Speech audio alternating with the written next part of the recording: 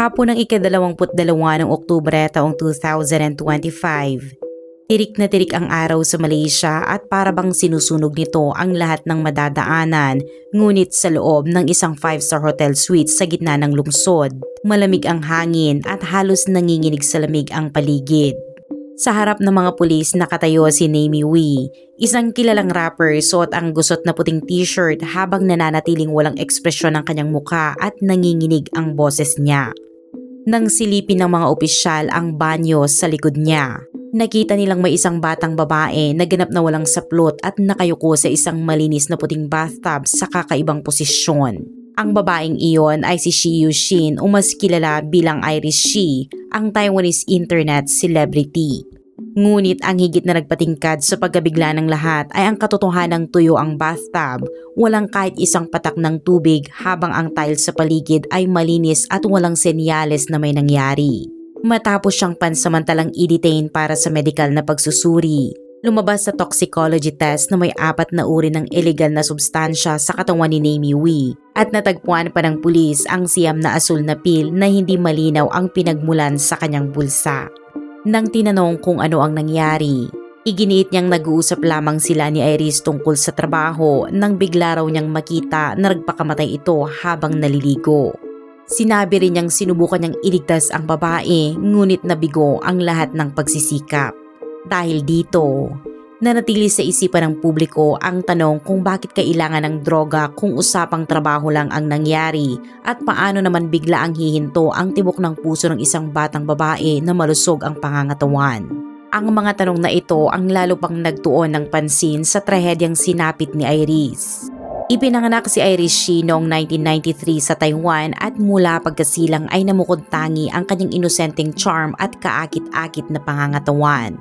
Dahil dito at sa kanyang walang sawang pagsisikap, nakapasok siya sa Department of Nursing ng Central Taiwan University of Science and Technology na batid niyang mahirap ang landas na tatahakin. Pagkatapos ng graduation, agad siyang nagsimulang magtrabaho sa ospital kung saan nakilala siya bilang masipag at dedikadong nurse. Suot ang puting coat at laging may ngiti. Maingat niyang inaalagaan ang mga pasyente at pinakikinggan ang bawat hinaing nila. Dahil sa kanyang profesionalismo at malasakit, inangaan siya ng mga katrabaho at tinawag pa siya ng mga pamilya ng pasyente bilang pinakamagandang nurse. Sa labas naman ng trabaho, mahilig si Iris sa fashion at madalas siyang mag-eksperimento sa mga kasuotan habang nagbabahagi ng mga simpleng litrato ng kanyang araw-araw sa social media. Isang araw, nag-post siya ng simpleng larawan kung saan naka-t-shirt at maong lang siya. Nakalugay ang kanyang mahabang buhok at kumikislap ang kanyang ngiti at agad na umani ng pansin ang post na iyon. Hindi lang ang kanyang maliwanag na ngiti ang nakakaakit sa mga netizen, kundi pati ang elegante at kaakit-akit niyang pangangatawan na hindi maitago ng payak na damit kaya't mabilis kumalat sa internet ang serya ng litrato. Sa loob lamang ng magdamag, tumaas ng husto ang mga likes at komento. Namangha ang maraming tao sa isang professional na nurse na maaaring magkaroon ng ganitong kahanga-hangang pangangatawan at dahil sa kakaibang kombinasyon ng kanyang propesyon at itsura, tinawag siya ng publiko na nursing goddess kaya mabilis ding dumami ang kanyang followers. Dahil sa biglaang pagsikat niya online, napatunayan ni Iris na maaari siyang mamuhay ng mas malaya, mas matapang at mas makulay kaysa sa dati. Habang tumataas ang atensyon sa kanya, sumiklab sa loob ni Iris Shi ang isang alab ng ambisyon na pumalit sa tahimik at paulit-ulit na mga araw niya sa ospital. Bagaman nasa edad na siya kung kailan iniisip ng karamihan sa kababaihan ang pag-aasawa at pagbuo ng pamilya, hindi siya nagmadali dahil ayaw niyang makontento sa isang ordinaryong lalaki at mabuhay ng isang paulit-ulit at walang siglang buhay tulad ng karamihan. Kasabay nito, napagtanto niya na kumpara sa tahimik na araw-araw sa likod ng mga pader ng ospital, ang tunay niyang hangarin ay mapabilang sa liwanag ng spotlight at maranasan ang tingin ng libu-libong taong nanonood sa kanya. Kaya salungat sa inaasahan ng kanyang pamilya at mga kaibigan, gumawa siya ng matapang na desisyon. Iniwan niya ang kanyang matatag na trabaho bilang nurse upang ituloy ang buhay bilang isang professional na social media star. Ngunit hindi naging madali ang mundo ng social media. Isa itong lugar kung saan maraming magagandang mukha ang naglalaban-laban para sa bawat view at hindi sapat ang itsura lamang para matiyak ang pangmatagalang tagumpay. Nauunawaan niya ang matinding kompetisyon kaya noong 2019, nag-post siya ng video kung saan nakabikini siya sa isang shrimp fishing camp habang gumagawa ng Thai-style milk tea at nagkikipag-interact sa kanyang mga fans sa camera. Agad nagdulot ng malaking kontrobersiya online ang video. May ilan na kumwestiyon at tumawag sa kanya na walang hiya. Sinasabing tinataboy niya ang dignidad ng propesyon ng pagiging nurse, ngunit marami ring lalaking tagahanga ang humanga sa kanyang tapang at pagiging totoo kaya tinawag pa nila siyang isang buhay na goddess. Dahil dito, lalo pang lumakas ang atensyon sa kanya. Ang mainit na diskusyon at magkakahalong opinyon ang nagpasiklab sa mas mabilis na pagkalat ng video sa social media. Kaya nagsimula si Iris na ipakita ang sarili ng mas matapang kaysa sa dati.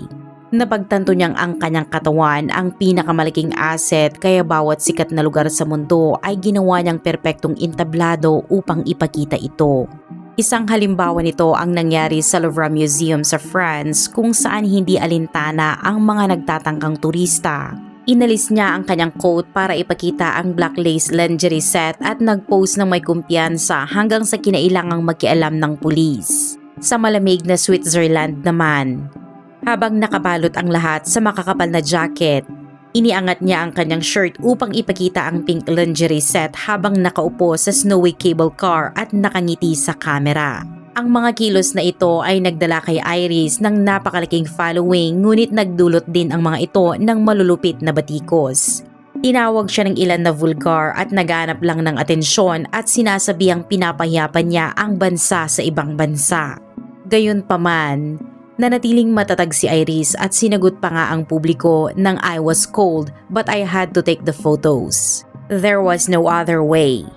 Dahil sa kanyang walang pakialam na pag-uugali at hindi pagpapahalaga sa opinyon ng iba, lalo pang tumibay ang kanyang malawak at tapat na fanbase. Marami rin ang humanga sa tapang niyang mabuhay ng totoo sa sarili at sirain ang mga limitasyong ipinapataw ng lipunan. Kaya habang lumalaki ang kanyang visibility, pumasok ang karera ni Iris sa tinatawag na golden phase. Tumagsa ang endorsement deals at invitations sa iba't ibang events at unti-unting naging kilala ang kanyang pangalan sa maraming platform. Ayon sa lokal na media, umabot sa $290,000 ang kanyang buwanang kita kaya tuluyan nang nawala ang mga alalahanin niya sa pananalapi. Kasabay ng profesional na tagumpay, pinanatili pa rin niyang independent ang sarili pagdating sa usapin ng pag-ibig. Kahit may isang mayamang negosyante na nanligaw at ipinakita ang malaking pagbibigay galang, mariin niya itong tinanggihan. Publikong idineklara ni Iris na wala siyang hangaring magpakasal at hindi siya interesado sa buhay na nakatali sa asawa at anak. Ngunit sa kabila nito, isang pagkakataon ang naglapit kay Iris na nooy kilalang mukha sa mundo ng fame at entertainment sa isang lalaking nagngangalang Wei Mingchi o Name Wei, ang sikat na rapper sa Chinese-speaking music scene. Pagdating kay Name Wei, hindi maikakaila ang talento niya. Ang hit niyang kantang Stranger in the North, isang kolaborasyon kay Wang Lihom ay naging isa sa mga defining works na nagpasimula ng kanyang malawak na kilala ng lahat. Sa lakas ng tagumpay nito, naglabas siya noong 2007 ng kontrobersyal na track na Nagara Koko na nagbiro sa sistema ng gobyerno at political landscape ng Malaysia. Kaya naglabas ang pamahalaan ng warrant para sa kanyang pag-aresto dahil sinasabing nilabag nito ang pambansang batas. Ang insidenteng iyon ay nagdala kay Name Wei sa matinding kasikatan overnight at nagpatibay sa kanyang reputasyon bilang isang matapang at prangkang artista, isang istilong nagpatuloy at humubog sa kanyang trabaho sa mga sumunod na taon. Matapos ang kontrobersiya, napilitan siyang lisanin ng Malaysia at nagsimula ng self-imposed exile bago siya tuluyang bumalik upang ipagpatuloy ang kanyang sining. Noong 2011, nagdirek siya at gumanap sa pelikulang Nasi Lemak 2.0 na muling nagpasimula ng debate sa publiko dahil sa mga provocative na tema at nakatanggap ng matinding batikos. Sa kabila nito, Naging matagumpay ang pelikula at nakapag-set pa ng box office records noong panahong iyon. Bagaman paulit-ulit na nasasangkot sa kontrobersiya, nanindigan si Namie Wee sa kanyang paniniwala sa creative freedom na ayon sa kanya ay hindi dapat limitahan ang sining. Dahil dito, inilista siya ng mga otoridad sa blacklist at patuloy na nakaranas ng censorship. Noong 2019, biglang kinansela ang planong New Year's Eve concert ni Namie Wee sa Kuala Lumpur nang walang abiso at pagsapit ng 2024. Muling sumiklap ang kontrobersiya nang ang kanyang single na Descendants of the Dragon ay kwinestyon ng mga otoridad sa China na inakusahan siyang nangungutya sa pamahalaan. Dahil dito, ipinagbawal siya sa maraming platforms at tinaguri ang artist na may bad record. Sa isang interogasyon sa Malaysian Police Station, sinabi ni Namie Wee na ang pagkikita nila ni Iris Shi ay para lamang sa propesyonal na dahilan. Nais ni Iris na palawakin ang kanyang impluwensya sa Southeast Asian market at magsagawa ng isang event na kayang mag-headline. Kaya lumapit siya kay Namie Wee na kilala sa kanyang kakayahang makakuha ng atensyon ng publiko. Mabilis silang natagpuan ang pagkakapareho ng layunin at sinimula ng paghahanda para sa kanilang collaborative video project. Para kay Iris Shi, ang pakikipagtulungan sa isang kontrobersyal na personalidad ay maaaring magtulak sa kanyang kasikatan sa mas mataas na antas, at para kay Namie Wee, ang pakikipag-collaborate sa kaakit-akit na nursing goddess ay nagbigay ng pagkakataong maibalik ang kanyang imahe at popularidad. Ngunit maaaring hindi ganap na nauunawaan ni Iris ang sitwasyon dahil ang lalaking kaharap niya ay kilala sa kanyang provocative at boundary-pushing na ideya. Para kay Namie Wee, sapat na kahit maliit na kaguluhan upang kumalat ang kanyang pangalan sa social media, at sa mga nakaraang taon, ang kanyang mga risk-taking tendencies ay lumampas na sa hangganan. Umabot sa rurok ang kanyang kawalan ng pag-iingat noong ika-1 ng Abril taong 2024 nang maglabas ang kanyang management company ng isang obituary announcement na nagsasabing pumanaw na ang rapper. Kahit hindi pa nakumpirma ang balita, mabilis itong kumalat sa mga pangunahing media outlets at upang maging mas kapanipaniwala, inanyayahan pa ng studio ang kanyang mga magulang na dumalo sa tinaguri ang memorial service. Subalit kalaunan, ipinakita ni Namie Wee na bahagi lang ito ng isang living farewell ceremony, isang stunt na nagdulot ng galit online dahil marami ang naniniwalang lumampas na sa biro ang kanyang ginawa. Sa katunayan, kapag inaalam ang paraan niya sa paghikayat ng atensyon, malinaw na si Iris Shi, ang magandang internet star, ay may katulad na mindset dahil pareho silang walang takot at pareho handang sumubok ng paglabag sa mga hangganan. Dahil dito, nang magtagpo ang dalawang matapang na personalidad, naging natural na ang kanilang kolaborasyon ay magdulot ng malakas at hindi inaasahang reaksyon. At hindi nga sila nabigo. Noong ika-20 ng Oktubre taong 2025, dumating si Iris Shi nang mag-isa mula Taiwan patungong Kuala Lumpur. Paglapag pa lang niya sa Malaysia, nag-post si Iris sa social media na mukhang masaya at puno ng excitement. Pagdating sa Kuala Lumpur, nag-check-in siya sa isang marangyang 5-star hotel sa sentro ng lungsod at sa itinakdang oras, dumating si Namie Wee sa kanyang suite na ipinaliwanag niyang para pag-usapan ang plano para sa kanilang filming project. Sa simula, mukhang profesional ang lahat. Ipinakita ni Iris ang kanyang mga creative ideas ng may kumpiyansa, habang nakikinig naman si Namie Wee at tumutugon ng maayos. Ngunit habang lumalalim ang gabi, unti-unting nagbago ang atmosfera sa silid. Isa sa kanila ang nagmungkahi na uminom muna upang makapag-relax.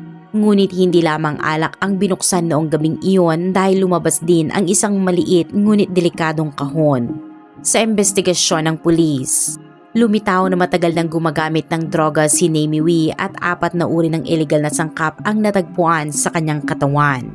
Hindi malinaw kung lihim bang ipinakilala ni Namie Wee ang droga sa kanilang pagpupulong o kusang pumayag si Iris, ngunit ayon sa kanyang sariling pahayag, ang seryosong business meeting ay unti-unting nauwi sa isang pribadong pagtitipon para sa dalawa, puno ng musika, alak at isang hindi maipaliwanag na tensyon na nagbago sa kabuuang enerhiya ng silid.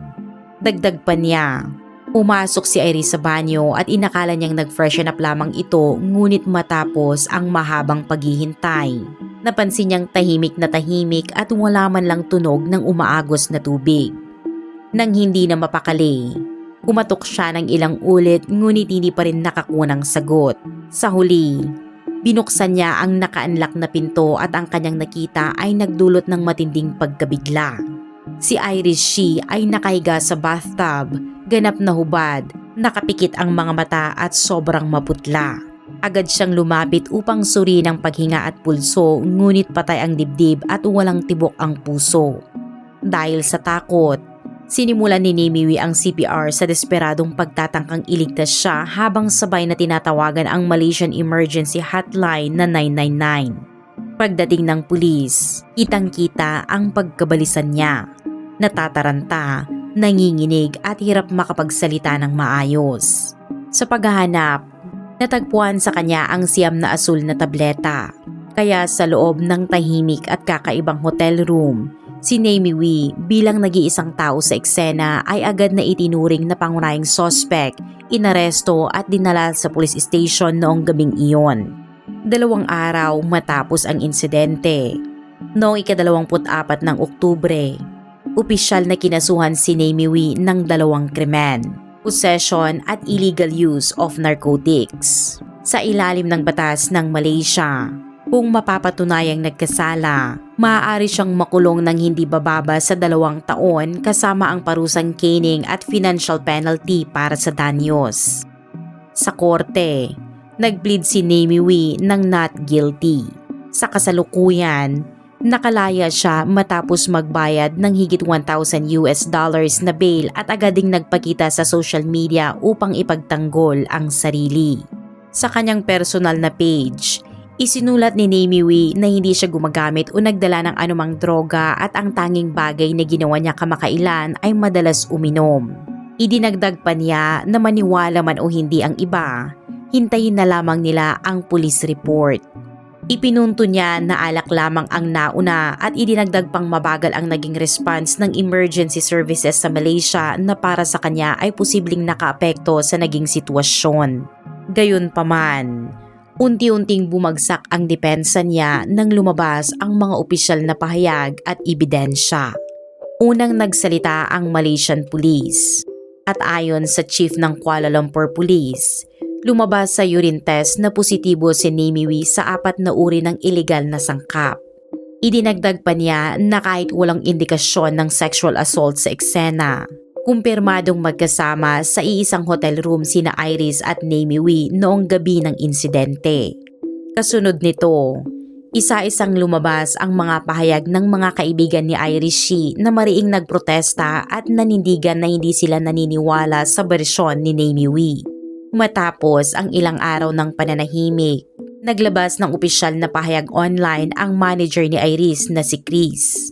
Ayon sa kanya, hindi ka panipaniwala ang paliwanag na bigla ang cardiac arrest ang sanhi ng pagpanaw ng dalaga, lalo na't palagi itong nasa mabuting kalusugan.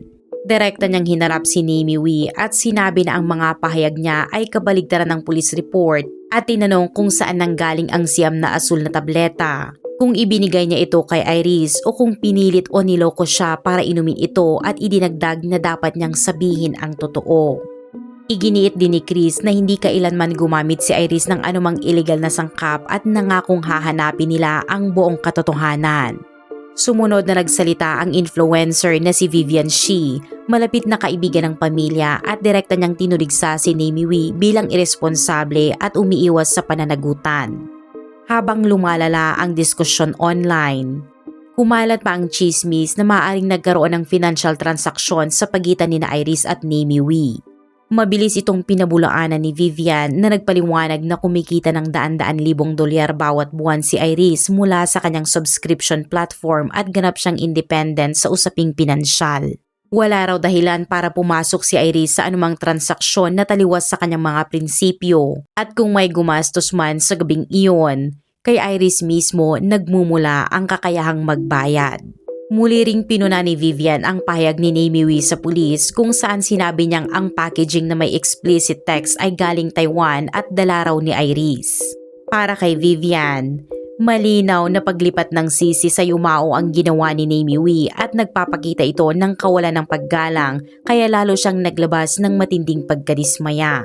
Kasabay nito, nagpaabot ng sariling pahayag ang pamilya ni Irish Shih. Ipinahayag nila ang matinding pagdududa sa unang autopsy report na nagsasabing bigla ang cardiac arrest ang naging dahilan ng pagpanaw. Para sa kanila, hindi lohikal na ang isang batang babae na nasa mabuting kalusugan, bihirang magkasakit at walang anumang senyalis ng kondisyon sa puso ay bigla na lamang mawawala ng buhay nang walang babala. Hindi doon nagtapos ang kwento. Ilang araw matapos ang insidente, nagsimulang kumalat ang iba't ibang teorya tungkol sa kaso.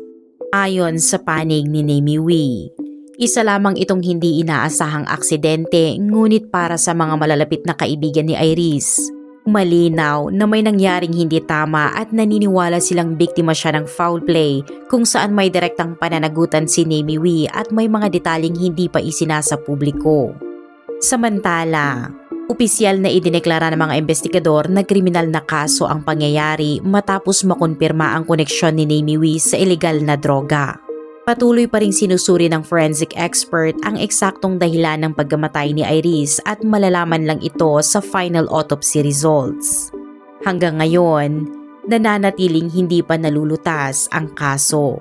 Pinakahinihintay ng publiko ang darating na hearing sa 18 ng Disyembre kung saan inaasahang ilalabas ang pinal na desisyon at magiging direksyon ng kaso laban sa akusado. Sa kabila ng lumalaking interes, ang huling imahe ng kwento ay nananatiling puno ng tanong. Isang buhay na nagwakas sa gitna ng kumikislap na ilaw ng media at walang tigil na diskusyon online. Ngunit sa likod ng lahat ng ingay, nariyan ang mas tahimik na katotohanang iniwan ng trahedya.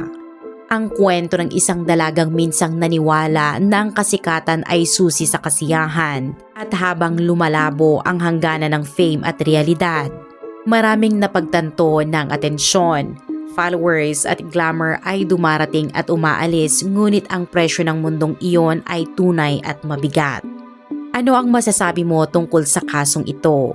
Ibahagi ang inyong opinyon sa comment section sa ibaba at kung nagustuhan mo ang video na ito, huwag kalimutang i-like at mag-subscribe upang hindi mo ma-miss ang susunod naming uploads. Maraming salamat muli sa panonood at magkita-kita tayo sa susunod na video.